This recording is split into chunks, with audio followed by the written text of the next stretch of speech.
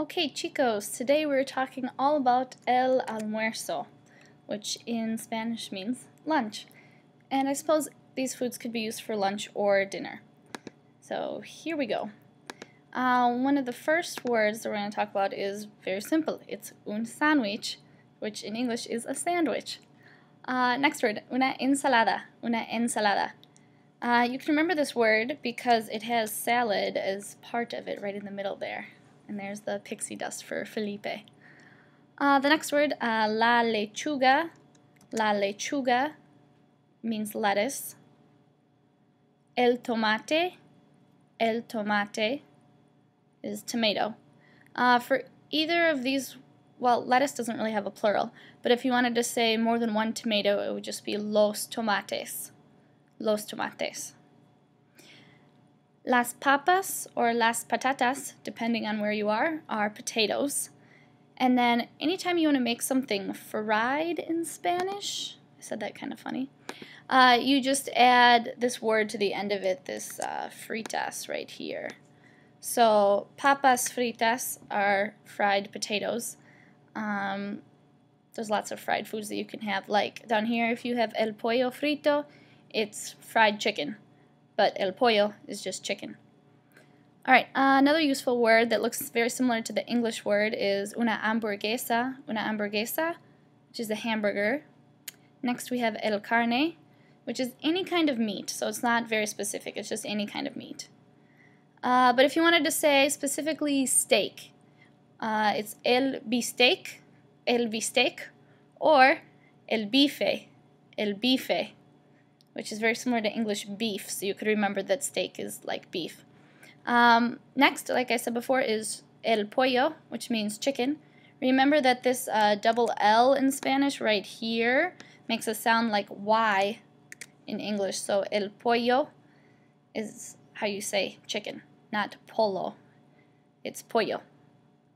Okay, next, carne de cerdo is pork. So here's this word carne, very similar, or the same word is up here for meat. And to say that it's pork meat is just carne de cerdo. So obviously cerdo is pig or pork. Okay, a few more words. El pescado is a fish. Now remember we learned earlier that el pez, spelled like this. Whoa, not helpful. Here we go. P-E-Z, el pez, is like a live fish. And so when you want to talk about the food, you have to change this word el pez to el pescado, which means like a dead fish.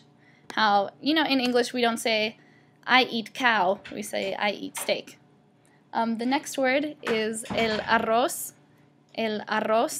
which means rice. Beans in Spanish are los frijoles. Now you've probably heard of like salsa con queso. In Spanish, queso means cheese. So if you want to just say cheese by itself, it's el queso. Alright, so those are all the food words. Now we can talk a little bit about dessert.